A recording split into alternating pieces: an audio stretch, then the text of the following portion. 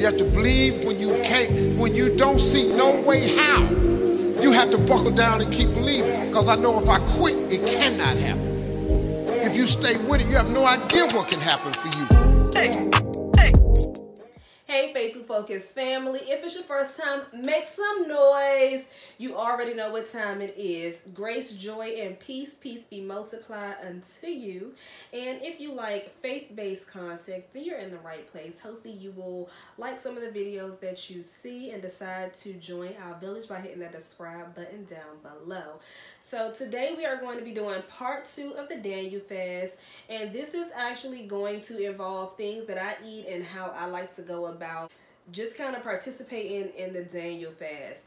So I think that it is really important to start off the top of the year by partaking in a fast, particularly because for me specifically, it tends to set the tone for the rest of the year. It allows me to really start the year off strong and really just get into the right place that I need to be in mentally, spiritually, and emotionally. But again, these are all my opinions. Just because this is the way that I do it does not mean that you are wrong and I am right, and vice versa. It doesn't mean that you're right and I'm wrong. This is just how I like to do the Daniel fast.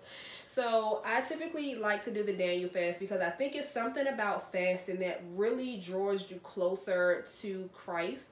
I think it's nothing like depriving yourself of things that we typically and often take for granted. And a lot of times we take food for granted. In my last video, I mentioned that not only do I deprive myself of foods, but I also deprive myself of entertainment. So for me, I do not watch any television during the Daniel fast and limit my access to social media because, again, that's something that you're feeding yourself every day. It's similar to food. It's something that we can get caught up in the smoke and mirrors. It's something that we tend to take for granted, just having access to so many people and things because we have all of this stuff available to us just at our fingertips. I basically listen to sermons, I read the Bible more, just particularly how I like to engage and go along the Daniel fast. So during the Daniel fast, you'll see here that I have some of the things that I tend to indulge in during the Daniel fast. And for me specifically, the reason that I'm so strict when it comes to the Daniel fast is because if you read the book of Daniel, it basically says he only ate foods of the world. So anything that you could get easy access to. So again, just a reminder that the Daniel fast is no meats, no sugars, no processed meat. Now for me specifically, I tend to eat a lot of fruits during the Daniel fast. As you can see here, I have my navel oranges. These are some of my absolute favorite things to eat while on the Daniel fast. Next, I have apples. Now, I don't know if Aldi is available, if everyone has access to Aldi's, but I typically like to go to Aldi's for my produce because for me, they have the best produce and they are the least expensive when it comes to the rest of the grocery stores in my particular area. But specifically, they have these 80 apples. These are the Envy apples. These are sent by God. I mean, hands down, these apples are God sent.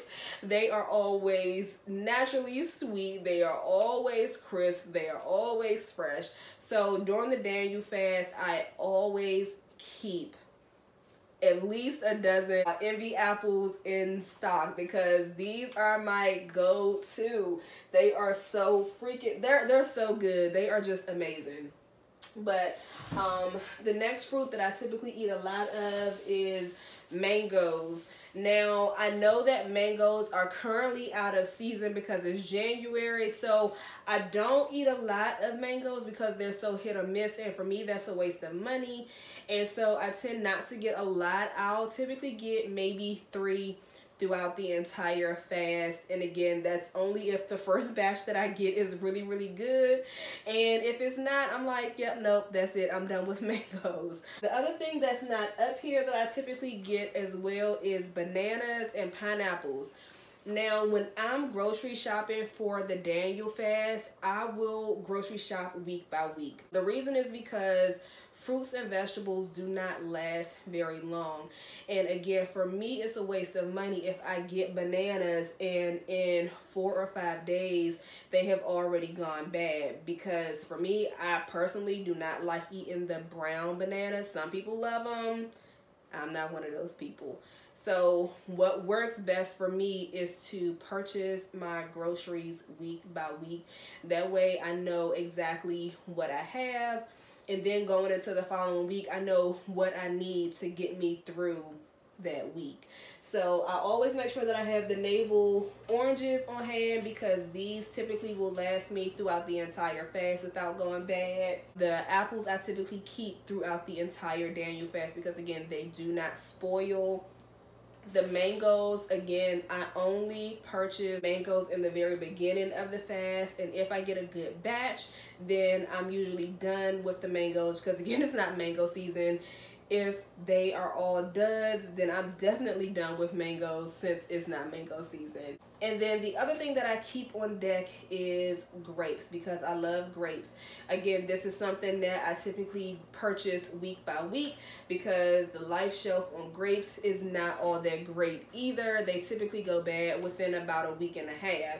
So I normally can get about a week of eating off of these grapes before I have to go re-up. Now, if you're like me, I'm also a watermelon eater. However, watermelons are not in season. Occasionally, our Giant will have cut up pieces of watermelon that you can purchase, but those are typically few and far between.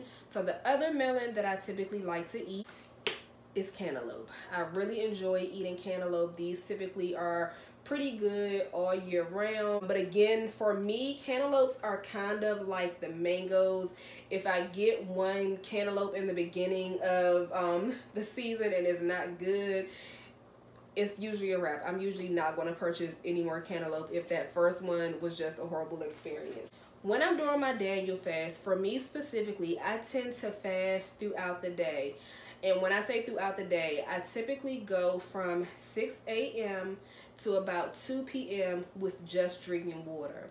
And then from 2 p.m. to 6 p.m., I incorporate my fruits. Again, this is just something that I like to do. This is what works for me. It does not mean that I am right and you are wrong. And it does not mean that you are in any way, shape, or form doing the Daniel fast wrong and my way is the right way. Everybody's way of doing the Daniel fast is different. Again, this is just the way I like to do it. This is what works for me. But again, I typically fast and just do waters from 6 a.m. to about 2 p.m. And then between 2 p.m. and 6 p.m. I will incorporate my fruits. Now, after going the entire day on just water and fruits, I'm usually at that point wanting a hot meal. And so for me, what I have found that I like to do for hot meals is I like to do a lot of zucchini. I tend to do a lot of yellow squash, and I do the portobello mushrooms. Now, for me, the portobello mushrooms, somehow I've been able to manage to trick my brain into thinking that the portobello mushrooms are like a meat substitute. I don't know why, but for whatever reason, I almost kind of get that fix of eating meat. So I do tend to incorporate a lot of mushrooms into my dishes. I also like to do the squash noodles as well as the cauliflower rice. Now, some people say, oh, why not do the bag versions of those vegetables?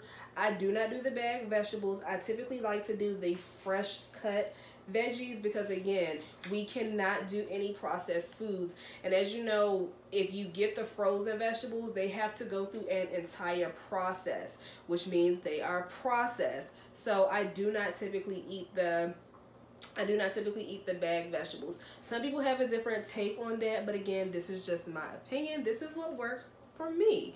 So I like to do the cauliflower rice and then the squash noodles, and that way I can put my zucchini, my squash, my tomatoes. Oh, I also like sweet tomatoes, but I can do my zucchini, squash, tomatoes, and mushrooms kind of almost like a stir fry, and then I can put it over the bed of cauliflower rice or over top of my squash noodles. Now, as far as seasonings go, again, I do not use any type of salt, pepper, seasoning salt. I don't use any of that stuff when I am cooking my hot meals in the evening.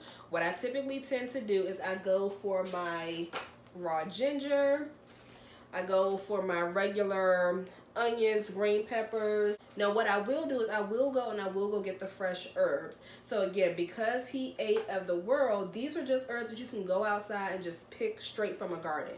So I tend to get the parsley, I get, I have cilantro here, I have, this is just like a blend of the Italian, parsley, all of those things. And then I like to get fresh basil. Now, the only other thing that I typically do that I don't have up here, but I do have it, is I use raw honey.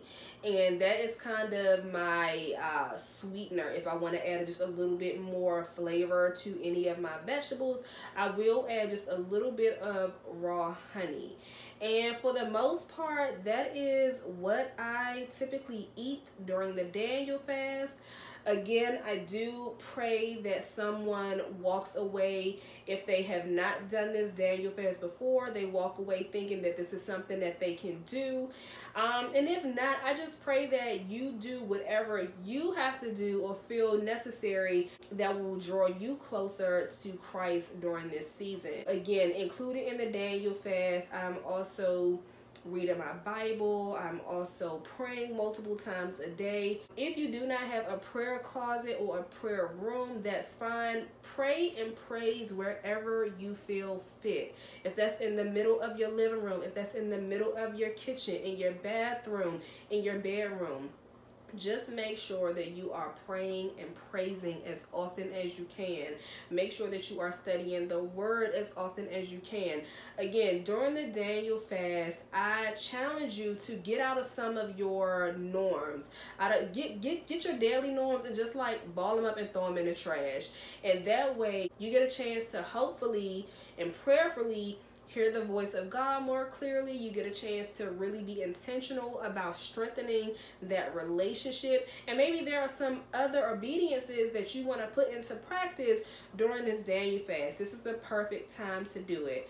So again, that is my take on the Daniel fast. Again, grace, joy, and peace. Peace be multiplied unto you. That's it and that's all, folks. And I will see you all in the next video.